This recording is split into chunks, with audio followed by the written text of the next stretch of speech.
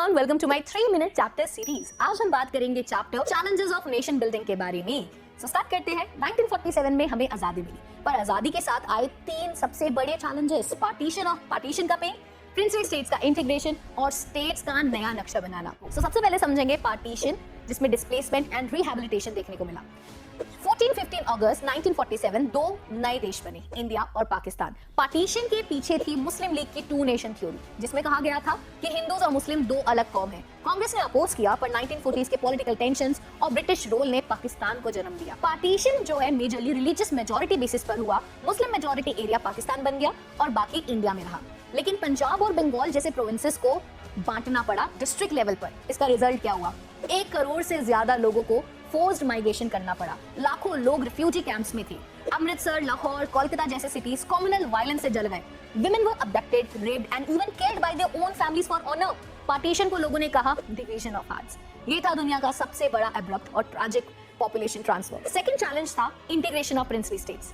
British India में 565 princely states थे, जिनका ब्रिटिश रूल के बाद कोई फ्यूचर क्लियर नहीं था। ब्रिटिश क्राउन ने कह दिया, आप चाहो तो इंडिया ज्वाइन करो, पाकिस्तान रह जाओ या फिर इंडिपेंडेंट हो जाओ। ट्रावनकोर, भोपाल, हैदराबाद, कश्मीर जैसे स्टेट्स ने अलग होने की कोशिश की। सरदार वल्लभ भाई पटेल इंडिया के डिप्यूटी प्राइम मिनिस्टर और होम मिनिस्टर बने आयरन मैन। उन्होंने 500 प्लस रियासतों को समझा बुझा के इंडिया में मिलाया।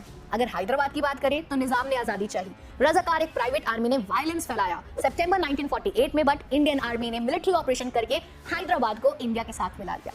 वहीं पर अगर हम बात करें मणिपुर की, सो बोध चंद्र सिंह ने पहले इंस्ट्रूमेंट ऑफ असेशन साइन किया। 1948 में फर्स्ट इलेक्शन हुए विद यूनिवर्सल एडल्ट फ्रेंचाइजी। 1949 में मर्जर एग्रीमेंट के साथ मणिपुर भी इंडिया का हिस्सा बना। सरदार पटेल ने अखंड भारत की नींव रखी। अगर हम थर्ड चैलेंज की बात करें तो वो है रीऑर्गेनाइजेशन ऑफ स्टेट्स। आजादी के बाद सवाल उठा, क्या हम स्टेट्स को भाषा के बेसिस पर बना सकते हैं और भाषा के बेसिस पर या फिर बांट सकते हैं? तो कांग्रेस ने 1920 में ये प्रिंसिपल माना। आंध्र प्रदेश में आंध्र मूवमेंट ने इस फियर को चैलेंज किया। पोती श्रीरामल्लू एक गांधीयन थे जिन्होंने 56 दिन का फास्ट रखा और उनके डेथ के बाद 1953 में आंध्र प्रदेश बना। फर्स्ट लिंग्विस्टिक स्टेट 1956 में आया स्टेट रीऑर्गेनाइजेशन एक्ट, जिसके तहत 14 स्टेट्स और 6 यूनियन टेरिटरीज बनाए गए स्टेट रीऑर्गेनाइजेशन कमीशन की रिपोर्ट के बेसिस पर। बाद में 1960 में महाराष्ट्र एंड गुजरात बने, 1966 में पंजाब, हरियाणा, हिमाचल प्रदेश बने, 1972 में मेघालय, मणिपुर, त्रिपुरा, 1987 में मिजोरम, अरुणाचल प्रदेश एंड 2000 में झारखंड, उत्तराखंड, छत्तीसगढ़। 2014 में तेलंगाना। लिंग्विस्टिक स्टेट्स ने एक डेमोक्रेटिक और डाइवर्स भारत को शेप दिया, और जिसे डिसइंटीग्रेशन का डर था वो एक्चुअली नेशनल यूनिटी बन गया।